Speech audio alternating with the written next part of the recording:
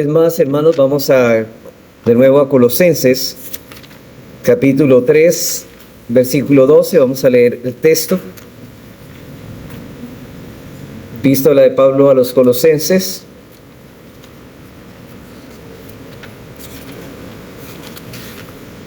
Capítulo 3, versículo 12.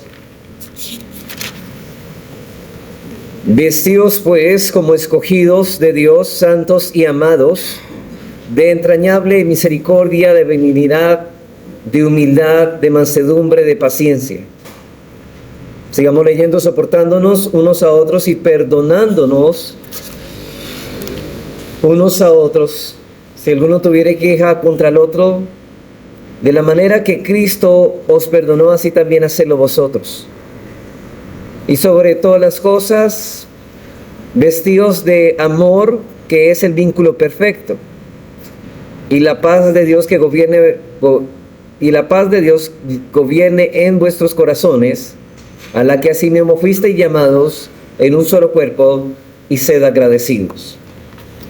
Miren, hermanos, la piedad o la devoción a Dios se compone de dos características diferentes, pero que son complementarias o que se complementan la una con la otra. En otras palabras, la piedad consta de dos características distintas, pero que están estrechamente relacionadas entre sí. De modo que todo verdadero creyente, al ejercitarse en la devoción a Dios, debe ocuparse de ambas con el mismo empeño y con la misma entrega. La primera característica consiste en estar centrado en Dios, lo que llamamos la devoción a Dios.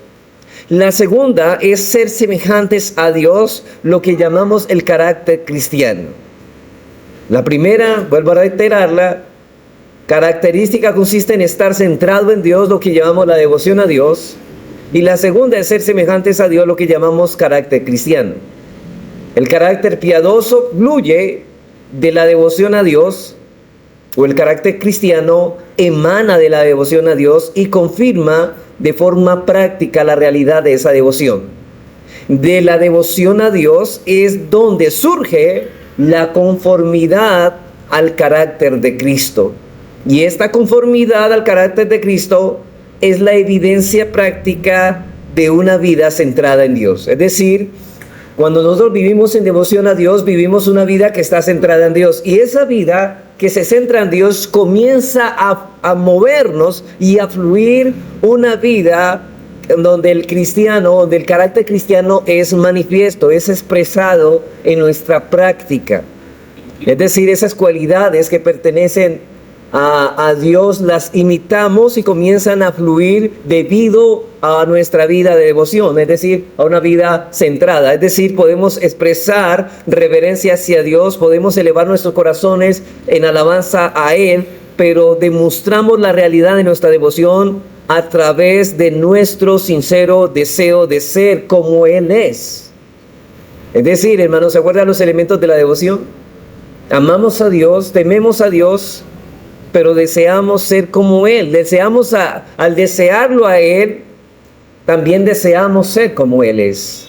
Eso es lo que el apóstol Pablo anhelaba. Él no solo quería conocer a Cristo, sino que también deseaba ser como Él. Y se esforzaba con gran intensidad para llegar a esa meta. Por eso en Filipenses 3:10 dice, a fin de conocerle.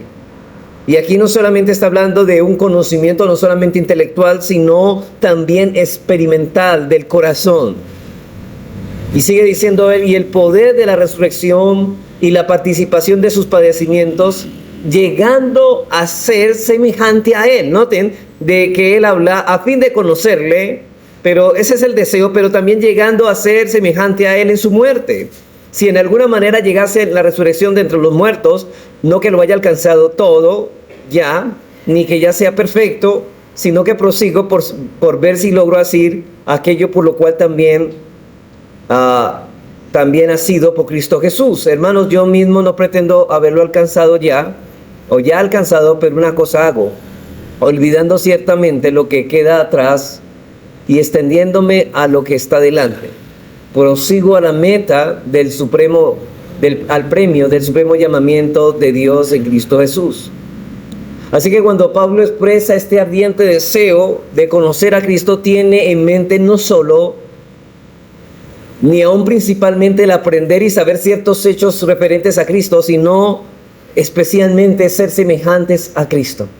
Hermanos, lo que nos debemos, si realmente estamos viviendo vidas piadosas, no habrá un deseo solamente por conocer acerca de Él, por conocerle a Él, de Él y a Él, sino por desear ser como Él. Hasta aquí nuestro estudio de la práctica de la piedad se ha concentrado, hermanos, en el aspecto de la devoción. Hemos visto muchos elementos de la devoción, que es estar centrado en Dios. Pero ahora vamos a pasar en esta serie, en busca de la piedad, vamos a pasar a un segundo bloque.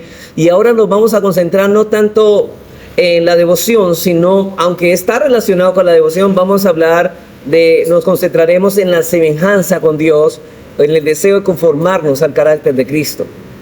Hoy vamos a hablar del carácter o del cultivo de un carácter cristiano, porque es una responsabilidad que tiene todo verdadero creyente de cultivar las cualidades que conforman el carácter cristiano o el carácter de Cristo en nosotros.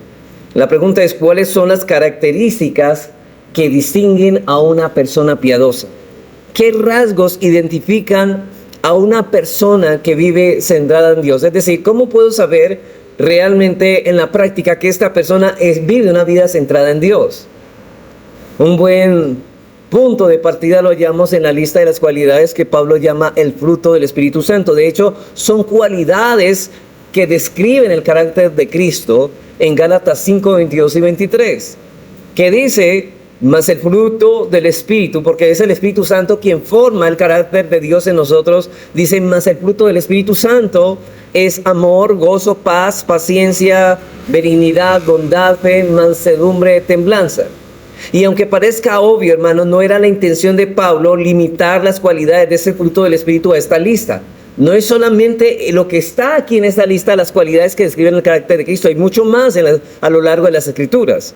Cualquier otra característica que la Biblia aconseja para el creyente es también el fruto del Espíritu Santo, pues su evidencia es producto únicamente de la obra del Espíritu Santo en nuestros corazones. Por tanto, a las cualidades de Gálatas 5, 22 al 23, amor, gozo, paz, paciencia, benignidad, bondad, fe, etc., podemos agregar otras características como es la santidad, la humildad, la compasión, el contentamiento, la gratitud, la sinceridad y la perseverancia y muchas cosas más. Esta lista de características espantaría a cualquiera, y nuestra primera reacción, si somos realistas, hermanos, probablemente sea decir, no puedo dedicarme a todas ellas, porque el trabajo y la tarea es cultivar cada una de ellas. Ahora, yo sé que esto es verdad, lo que usted puede pensar, no puedo dedicarme a todas estas. ¿Quién es suficiente o quién puede llevar a cabo el cultivo de todas estas cualidades? Esto es verdad si nos limitamos el problema a nuestros propios recursos. El problema es que nosotros dependamos de nuestros propios esfuerzos y nuestra propia sabiduría para llevar a cabo dicha responsabilidad o dicho deber. Pero esas características son el fruto del Espíritu, el resultado de la obra de Él en nuestro interior. Es el poder de Dios y el Espíritu Santo es el poder de Dios. Esto no significa que no tengamos ninguna responsabilidad en el cultivo del carácter cristiano, sino que cumplimos con nuestra responsabilidad, pero bajo su dirección y el poder del Espíritu Santo. Es esta dimensión divina la que logra que el carácter cristiano sea posible, y solamente ella puede librarnos de la frustración y de la derrota en nuestro deseo de ejemplificar las características piadosas en nuestras vidas. En las próximas enseñanzas estudiaremos algunas de estas características de piedad en forma individual. Sin embargo, hermanos, hay ciertos principios básicos que en esta tarde yo deseo exponer. Aspectos o principios que se relacionan con los aspectos del carácter piadoso o del carácter cristiano o del carácter de Cristo, como usted lo quiera llamar. Es por eso, hermanos, que antes de pasar a tratar ciertas características de la piedad o cualidades de la piedad, empezaremos considerando 6 principios fundamentales relacionados con los aspectos del carácter cristiano. 6 principios fundamentales relacionados con los aspectos del carácter cristiano. Yo creo que en esta tarde, hermanos, deseo solamente exponer 3 de ellos. 3 de ellos la próxima semana, Dios permite, expondremos los otros 3. Hoy vamos a dedicarnos solamente a los 3 primeros. Y el primer principio es este, el primer principio.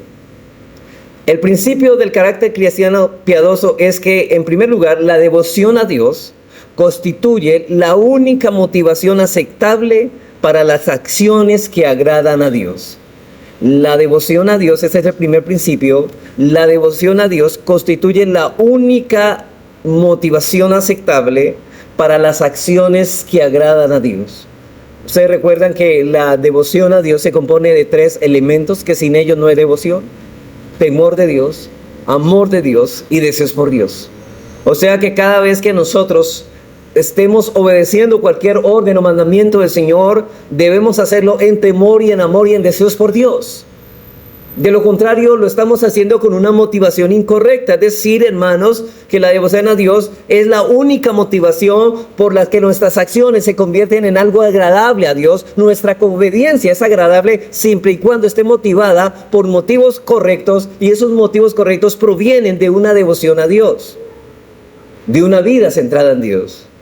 Lo que estamos diciendo es que si nuestras acciones no son movidas por el temor a Dios, el amor a Dios y el deseo por Dios, que son los elementos que constituyen la devoción a Dios, nuestras acciones no serán agradables a Él, aunque usted las haga. O sea, es decir, que la obediencia al Señor tiene un alcance mayor y alcanza también nuestras propias motivaciones, y esas motivaciones son provistas cuando nosotros responsablemente nos centramos a Dios en devoción. Es decir, si nuestra obediencia a Dios no es movida por una vida centrada en Él, nuestra obediencia o esa obediencia no le será agradable a Dios. Ustedes, por ejemplo, miraban los fariseos que ellos obedecían, pero sus motivaciones eran totalmente incorrectas. No lo hacían por temor a Dios, no lo hacían por amor a Él, lo hacían buscando su propia gloria y buscando su propia fama y reputación, pero no lo hacían movidos por el amor a Dios. Ahora, esta devoción puede expresarse de varias maneras.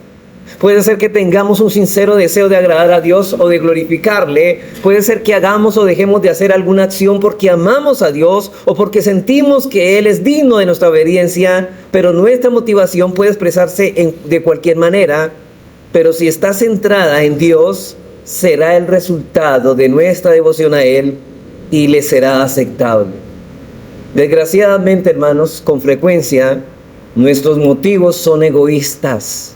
El problema es que muchos de los que obedecen, lo que los mueve a hacer lo que hacen, son egoístas. Voy a obedecer a Dios para que Dios me bendiga en mi vida, para que Dios haga esto en mi vida, para que me vaya bien en el negocio. Ellos están pensando en el yo. En ellos no están pensando, lo hacen porque temen a Dios, porque aman a Dios, porque desean a Dios, sino por sus motivos egoístas, por su propia comodidad carnal. Queremos mantener nuestra reputación ante los demás o sentirnos bien interiormente, por eso lo hacemos. Quizá buscamos vivir una vida decente y moral o hacer buenas obras, y debido a la enseñanza ética que recibimos desde niños por nuestros padres, dice, sea buena persona. Pero esa motivación, hermanos, nunca está relacionada con Dios y por eso no es aceptable para Él. Por eso es que nosotros encontramos personas haciendo cosas buenas, pero que esas cosas buenas no son motivadas correctamente por agradar a Dios, sino porque estos hombres buscan sus bienes egoístas. Ustedes recuerdan, hermano, la historia de José, que fue tentado por la esposa de Potifar en un día de no trabajo, ¿no? Cuando José fue tentado por la esposa de Potifar, no la rechazó por temor, diciendo, bueno, si hiciera esto y mi amo se enterara, me cortaría la cabeza. No, lo que él dijo en Génesis 39:9 es, ¿cómo pues haría yo este grande mal y pecaría, note esto, contra Dios? ¿En quién estaba pensando? En él. En Dios. No estaba pensando en las consecuencias de su pecado, estaba pensando en la afrenta que cometía contra Dios. Noten la buena motivación. La vida de José no estaba centrada en su yo, en su propia vida o en su propia reputación. su motivación para la moralidad estaba centrada en Dios y por eso fue aceptable delante de Él. Hermanos, un siervo del Señor, en cierta ocasión contaba que una vez fue tentado a participar de una transacción comercial dudosa. Y una de esas situaciones no muy claras en que tenemos la tendencia a justificar nuestras acciones, porque eso es lo que nosotros siempre buscamos justificar, hacer algo malo y justificándolo. Dice este hombre que al meditar él en el asunto pensó, mejor no lo hago, puede ser que me exponga al castigo de Dios. En ese momento él pudo darse cuenta que cuando fallan las motivaciones correctas es mejor verse impedido por el temor al castigo divino que seguir adelante con el pecado.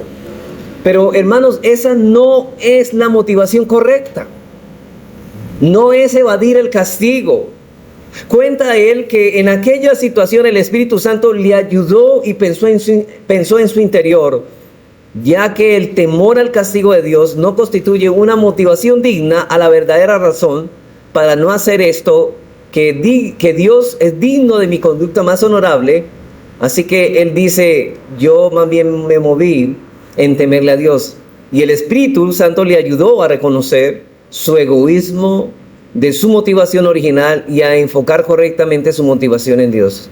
Noten que él se estaba enfocando más en las consecuencias de lo que le iba a ocurrir por lo que iba a hacer, pero no estaba pensando en la afrenta de hacer lo que iba a hacer contra Dios. ¿Cuántos de nosotros, hermanos, nos hemos guardado de cometer cierto pecado, pero lo que nos llevó a no hacerlo fue una motivación egoísta? Puede ser que no lo cometamos, pero ¿qué fue lo que motivó a refrenarnos? No fue una motivación agradable a Dios, sino algo egoísta. ¿Cuántas veces hemos pensado que hemos obedecido cuando hacemos lo que Él nos pide, pero no movidos por el amor a Él, sino movidos por nuestros propios intereses? Puede ser que usted venga a la iglesia simplemente, bueno, yo no quiero ir al infierno, me pareció la enseñanza demasiado dura para nosotros, pero eso es pensar egoístamente. Lo que debemos ver aquí es, queremos agradar a Dios, queremos amar a Dios, le tememos a Él, Él merece nuestra reverencia.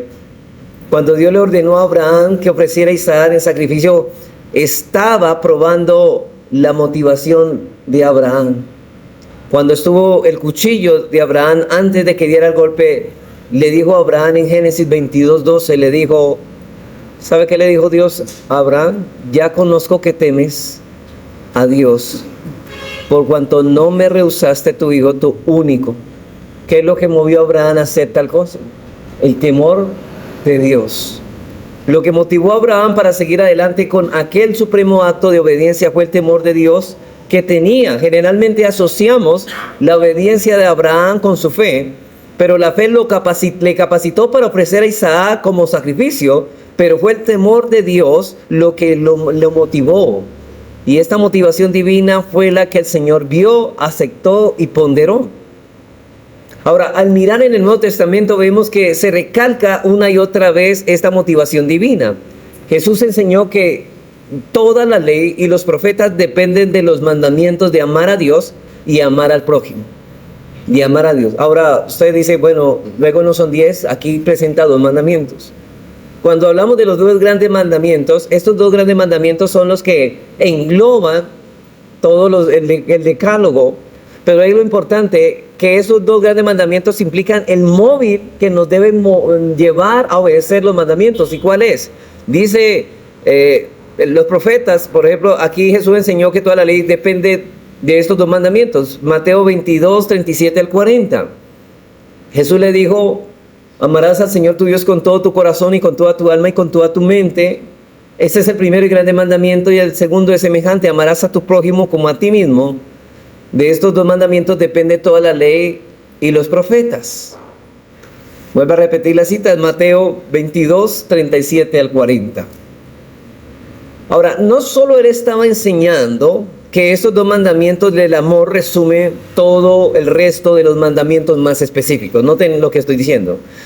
No solamente Cristo estaba enseñando que estos 2 mandamientos resumen todo el resto de los mandamientos más específicos, sino también está indicando que los demás mandamientos dependen para su cumplimiento ¿de qué? De una buena motivación. ¿Cuál es la motivación? El amor a Dios, el amor de Dios.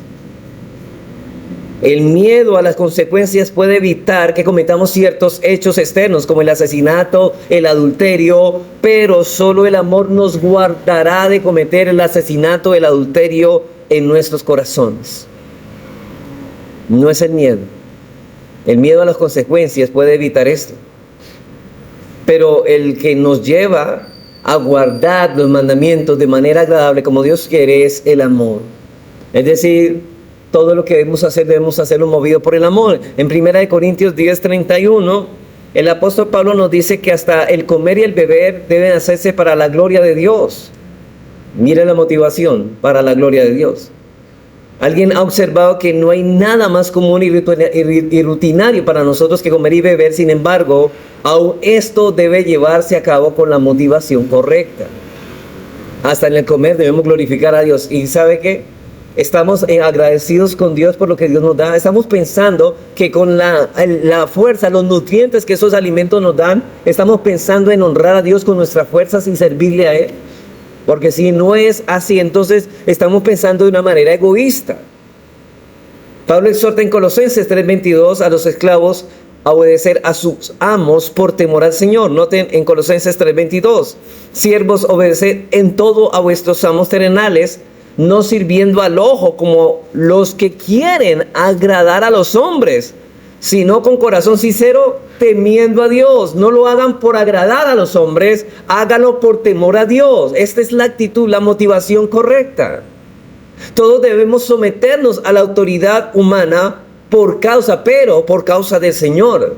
Primera de Pedro 2:13, noten lo que dice: por causa del Señor, someteos a toda la institución humana, ya sea al rey como al superior. ¿Por qué nos debemos someter a estas autoridades? Dios las ha puesto, pero lo que nos mueve a hacerlo, hermanos, es porque queremos obedecer a Dios, porque tememos a Dios. Y en nuestras relaciones interpersonales, nuestro sometimiento mutuo debe llevarse a cabo en el temor de Dios. Noten lo que dice Pablo en Efesios 5:21, hablando de las relaciones unos a otros. Dice: someteos unos a otros en el temor de Dios. ¿Qué es lo que nos debe movernos a cumplir este mandamiento del sometimiento mutuo? El temor a Dios. Todas nuestras acciones para ser aceptables a Dios han de ejecutarse con el sentimiento de devoción a Él. Vamos al segundo principio. Segundo principio, el carácter piadoso.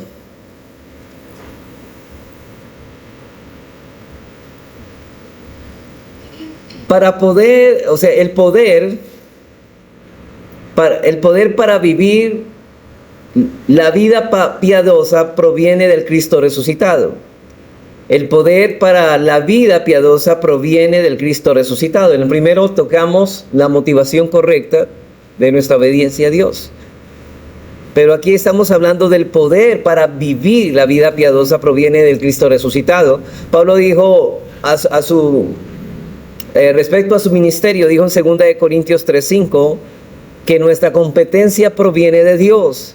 Y de forma similar dijo en Colosenses 1:29, trabajo luchando según la potencia de Él, según el poder de Él, el cual actúa poderosamente en mí.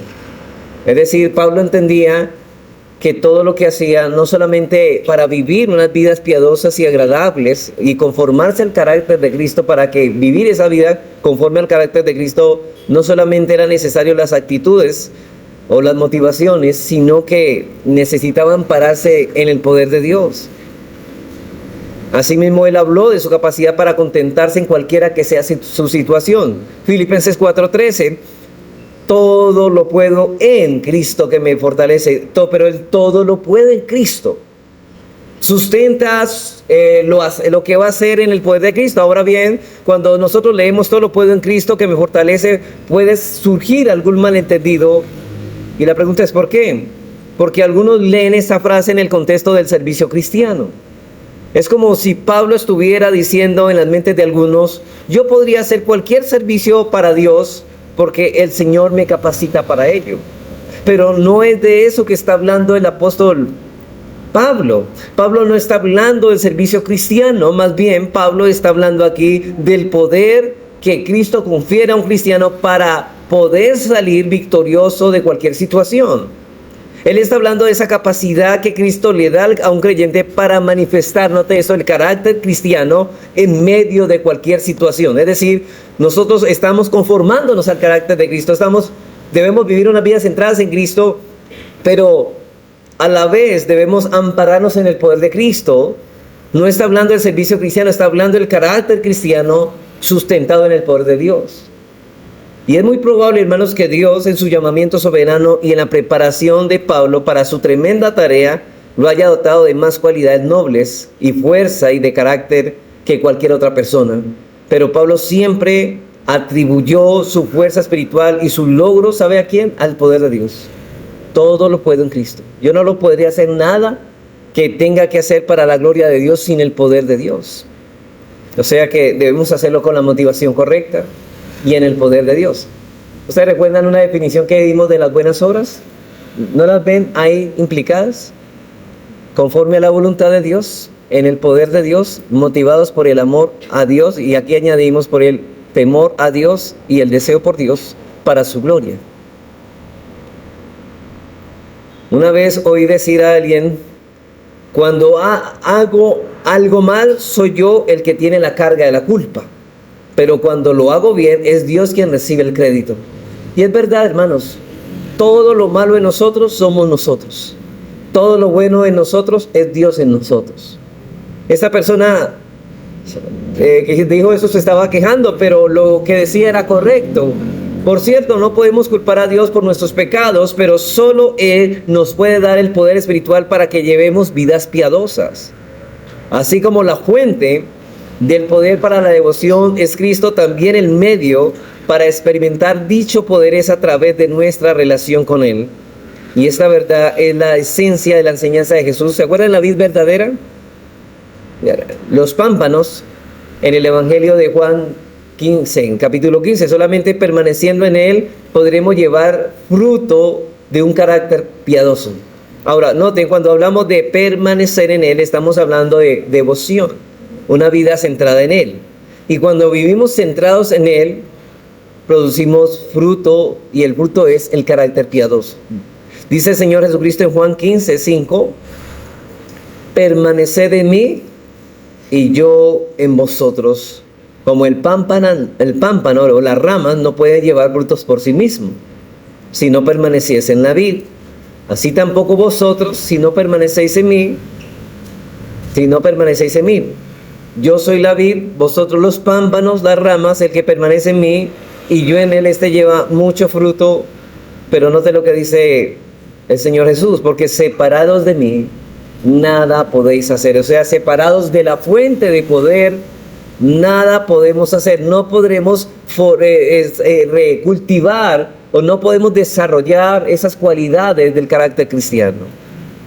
Y una explicación muy útil acerca de lo que significa permanecer en Cristo proviene del teólogo suizo Frederick Lutz Goddard.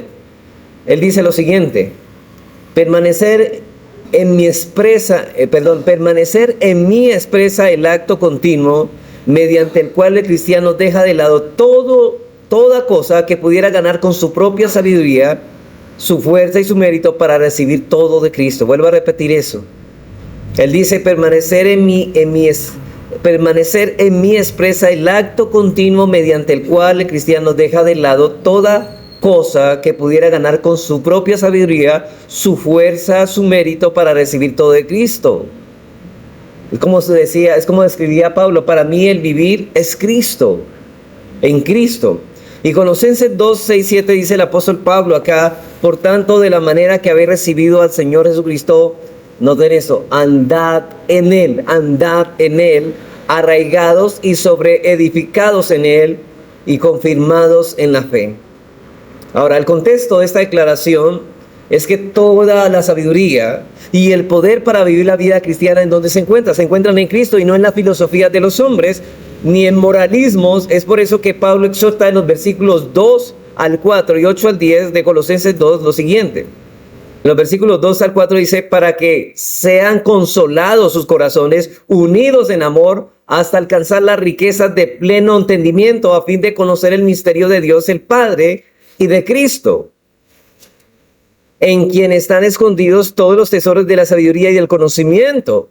Por eso debemos ampararnos en él. Versículo 4, y esto lo digo para que nadie os engañe con palabras persuasivas. Versículo 8, mirad que nadie os engañe por medio de filosofías y huecas sutilezas según las tradiciones de los hombres, conforme a los rudimentos del mundo y no según Cristo, porque en él habita corporalmente toda la plenitud de la deidad, y vosotros estáis completos en él, que es la cabeza de todo principado y potestad. Todo está en Cristo, y apartados de nada podemos hacer. Esto es lo que decía Godet. Debemos dejar a un lado cualquier dependencia de nuestra propia sabiduría y fuerza de carácter y recibir todo lo que necesitamos de Cristo por fe en él. Él es la fuente de poder para vivir conforme al carácter piadoso. Y esta fe, por supuesto, se expresa concretamente en la oración dirigida a él. En Salmo 119, 33 a 37, es un buen ejemplo, hermanos, de una oración de dependencia donde el salmista lo expresa en estas palabras. Noten la oración de él, el deseo de crecer al carácter de Dios, y la oración es esta. Enséñame, oh Jehová, el camino de tus estatutos, y lo guardaré hasta el fin, pero enséñame.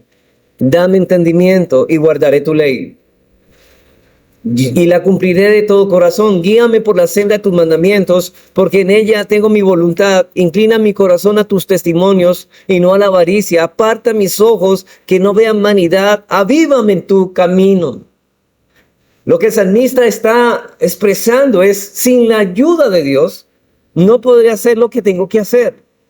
Sin el poder y la gracia de Dios no podremos hacer lo que es correcto hacer, lo que Dios nos manda hacer. Esa relación se mantiene al mirar la gloria de Cristo en su palabra. En Colosenses 3:18, en 2 Corintios 3:18, Pablo nos dirige que mirando la gloria del Señor, note esto, contemplando la gloria del Señor. ¿Y cómo contemplamos la gloria del Señor? Centrados en Dios, en devoción.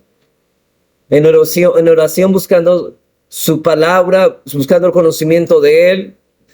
Pablo nos dice que mirando la gloria del Señor somos transformados en la misma imagen. Y al hablar de transformación a la misma imagen de Cristo, estamos hablando de un carácter piadoso. Así que contemplar la gloria del Señor en su palabra es más que ver la humanidad de Cristo en los evangelios. Es observar su carácter. Queremos desear su carácter, debemos observar su carácter, sus atributos y su voluntad en cada página de las Escrituras, y al observarle y al mantener esa relación con Él a través de su palabra, somos transformados más y más a su imagen, y el Espíritu Santo nos permite manifestar progresivamente las cualidades del carácter piadoso. Eso todo va interconectado. Centrados en Dios, en nuestras actividades de devoción. Si ustedes recuerdan cuál era, que era la oración, la meditación en la palabra, el compañerismo y la adoración, todas estas cosas van conectadas. Si hacemos y ejercitamos nuestra fe en todo esto, centrados en Dios, en nuestra devoción, se manifestará en cualidades, externamente en cualidades que describen nuestro carácter cristiano. Así que para el cristiano es necesario lo que es la relación con Cristo, que se expresa mirándole en su palabra y dependiendo de él en oración, la que nos permite recibir de él el poder necesario para la vida piadosa. Y esto es necesario repetirlo. En esta relación con Cristo, que se expresa mirándole a través de su palabra y dependiendo de él en oración, es la que nos permite recibir de él el poder necesario para la vida piadosa. ¿Quieren conocer a Cristo? Lean su palabra. ¿Quieren recibir el poder para crecer conforme al conocimiento de Él? Oren. El cristiano no es como el automóvil que tiene una fuente de energía dentro de sí. Más bien es como un motor eléctrico que siempre debe estar conectado a la corriente exterior para recibir su fuerza. ¿Ustedes no han notado esos aparatos? No es como el carro que tiene un motor independiente y no tiene que estar conectado a nada. No, somos aquellos que, como un aparato que está conectado a un tomacorriente. Y si no, no funcionamos.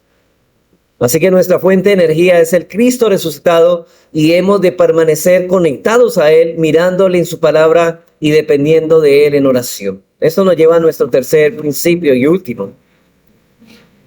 Tercer principio del carácter piadoso. ¿Cuál es? Aunque el poder del carácter piadoso proviene de Cristo, la responsabilidad de cultivarlo y demostrarlo es nuestra. Aunque el poder del carácter piadoso proviene de Cristo, la responsabilidad de cultivarlo y demostrarlo es nuestra. Dios es soberano y poderoso, nosotros somos responsables. Ese principio parece, hermanos, ser uno de los más difíciles de entender y aplicar. Un día sentimos, y yo sé que esto nos va a pasar a todos, no sé si usted ha experimentado, que usted sale de pronto de una enseñanza que lo desafíe y usted se ve desafiado a vivir bajo esa responsabilidad que ha sido puesta sobre sus hombros y que su conciencia ha sido cargada. Y tratamos de vivir una vida piadosa por la fuerza de nuestra propia voluntad. Pero ¿qué pasa? Tarde o temprano nos vamos a desanimar y no queremos seguir haciendo lo que nos hemos propuesto hacer.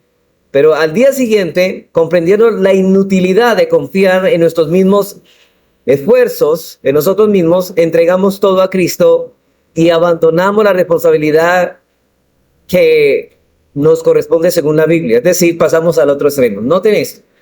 Miren el extremo de la balanza como lo pasamos de un extremo al otro.